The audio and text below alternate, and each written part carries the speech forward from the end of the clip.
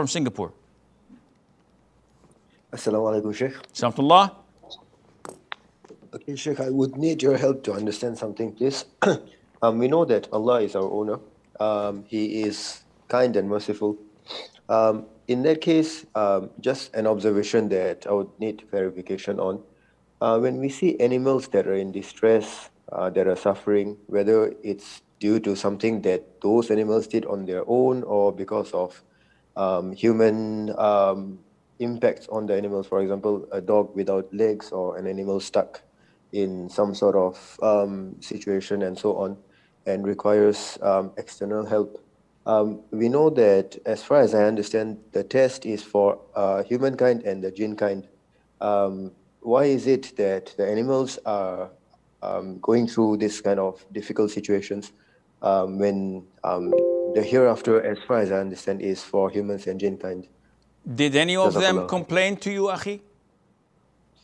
No, Sheikh, it's just Okay. an observation and something I was thinking about, so I'm asking someone who is knowledgeable. Okay. Yes. First of all, Ishraq Bhai, Allah Azza wa Jal, and this is a given, and I don't believe that anyone would doubt this, that Allah is most merciful, most compassionate, that Allah Azza wa Jal is wise and knowledgeable, and that Allah Azza wa Jal owns and possesses everything in this universe.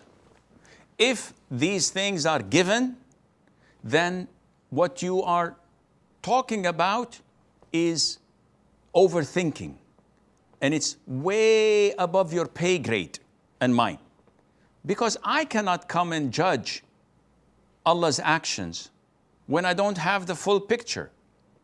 A young child who loves his father dearly, and he's the only child of his father, when he has abdominal pain and the surgeon says we have to cut him open and take his appendix out before it explodes, when the father says to his son, everything is going to be fine, and the father is walking with his son, and then the son is placed on a stretcher, and they change his clothes, and they prepare him for the operation room, and the son is terrified, and the father says, everything is going to be fine.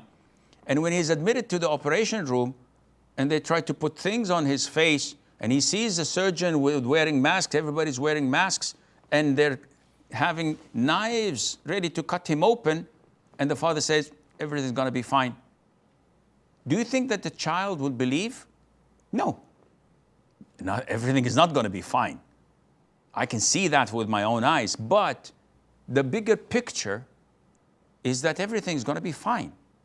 Here comes the trust. Here comes you being a servant of Allah Azza wa Jal.